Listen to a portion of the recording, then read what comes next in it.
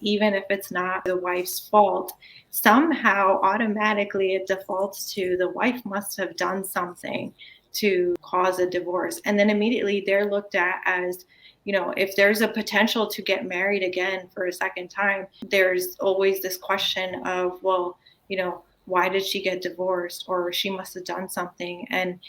Or don't marry her because she is a divorcee, and what's the expectation or the possibility that it might happen again to you.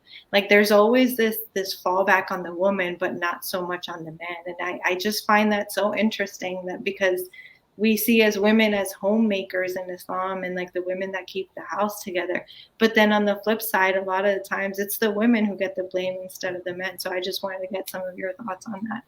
Because our like the I think the culture is like making men more like give them more power, and because of that, men become like, I don't want to say that, but as sad as it is, but more of a narcissistic people. Yeah. You know what I'm saying?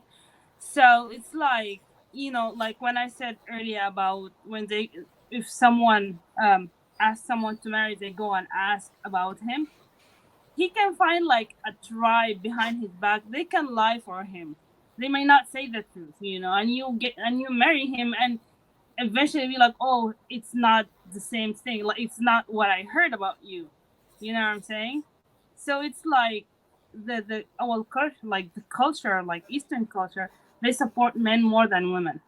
And Like, it's so unfortunate. I agree with you. it's Yeah. sad, it is so sad, because like they try to raise girls and women to be like homemakers, wives, and to raise kids and stuff. But at the same time, they give them some power, but this power, it's not on their hands. They can take this power, like the society can take it whenever they want. And when you get divorced, it's like you can get harassed by so many people. And even if you want to get married and you found someone that you want to marry him and he wants you, your ex-husband gonna come and he might give you more trouble. Either like, Yeah. if you have kids, I'll take the kids, or like just make it hard for you by so many means. So it's really sad, like in our societies, especially like the pressures that they put on women, more than men. Yeah. It's really sad. Also, if a man, okay, first of all, as long as you're a female, there's always going to be a finger pointed at you. That's just the way it is. Even if you're not Muslim, like, I, I don't want to get other topics involved, but especially with like SA cases, it's always the woman's fault. What she was wearing, oh, she laughed at my joke. That was my green light, even though that's just a normal human, reaction or something. Or, oh, she was being so nice to me. I took that as a green light. So as long as you're a female, there's always going to be a finger pointed at you. There's always going to be something wrong that you're doing, unfortunately. Hopefully it changes down the road and for our future generations, but so far that's where it's at. Um, if if you're looking to get remarried and you're dating and you're on apps or even in person, and someone goes like, "Oh, what's wrong with you?" or "I don't want to marry you because you're a divorcee," then then they're, I don't want to say they're not following Islam correctly, but our prophet, peace be upon him, married a widower. I know technically it's not divorce, but he did, not a widower, a widow, sorry. He married Khadija and she was a widow. And so technically she wasn't, like, you know how some men want to marry pure girls who have done Mhm. nothing in life? Yeah. So and he loved her so much, like he and he remembered her long after she passed away, like Allah yarhamha and everything.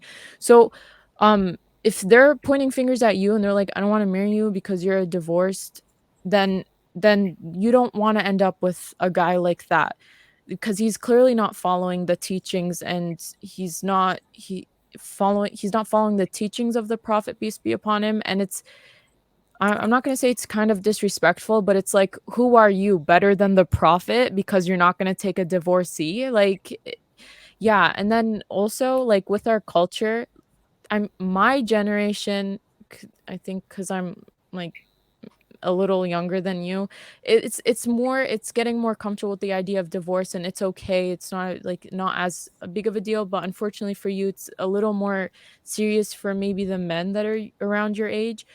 But if he's mature and if he's open-minded and he's trying to follow in the footsteps of the sunnah and everything like that, then he should have an open mind and he shouldn't point fingers. He should just, as normal conversation, he should approach you with a mature personality and ask you what went wrong, because technically I think they would have a right to know. And if you Hmm. feel comfortable, open up to them, and tell him like, we didn't agree on these things. And even if you tell him, I wanted to be more religious and he didn't, and if he's a religious man, he would actually appreciate that you divorced him, because why would you waste your life with someone who's not religious?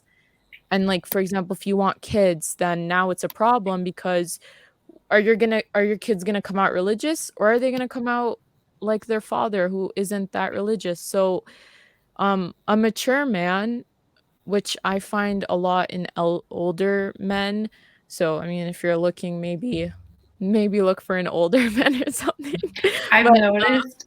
I like that you bring that up. That usually, like the men don't tend to have so much of a problem with it. Like as long as you talk about it, I have noticed that. Like I feel like men are a little bit okay with divorce. They're not as like taboo, mm, but I in my experience, it's usually the families that are the ones that oh, bring it yeah. up. Like, like it shouldn't be like Aziza was saying, it's unfortunate that somehow everything kind of comes back to the women and there's this stigma, but like men are usually okay. They're like, all right, whatever, it didn't Yes. work out, let's talk about it.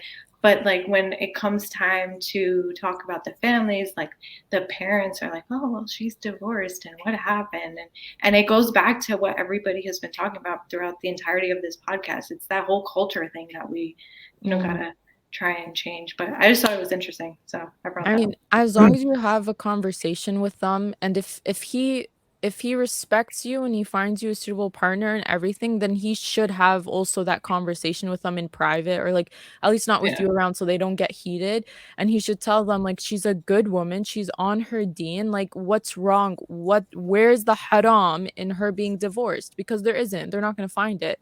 And if they're I mean, I know it's a culture issue and they have their wires in there that's, like, permanently placed in Yeah. the wrong It's places. hard to change years It's of hard to change, agreement. Yeah. but hopefully with, like, your personality and your deen and everything, you can, like, change their minds slowly. Don't, like, force them into it right away, but, like, maybe when you come around and you show how, like, respectable you are and how like, a good person, they'll definitely change. You can't hate a good person unless you're jealous of them and you're a loser, but, like, you won't hate a good person who treats people right.